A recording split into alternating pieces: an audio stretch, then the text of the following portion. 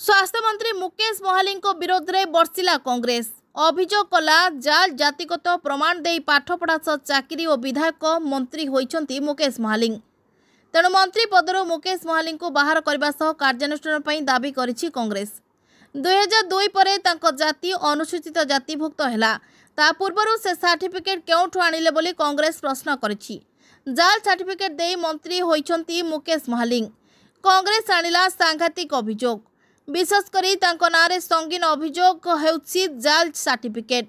मुकेश महाली जो सबकास्ट आसंती ताहा पूर्वरु school college और चाकरी रे जो जाति प्रमाण देछंती ताहा केउठु आसीछि। समन आसीथिला किंतु से समन अवमानना भी करिछंती।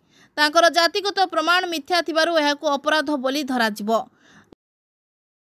जड़े मंत्री जाल जाति प्रमाण रे पाठ पढ़ी चाकरी करिछंती एवं परे परे विधायक होई मंत्री होइछंती।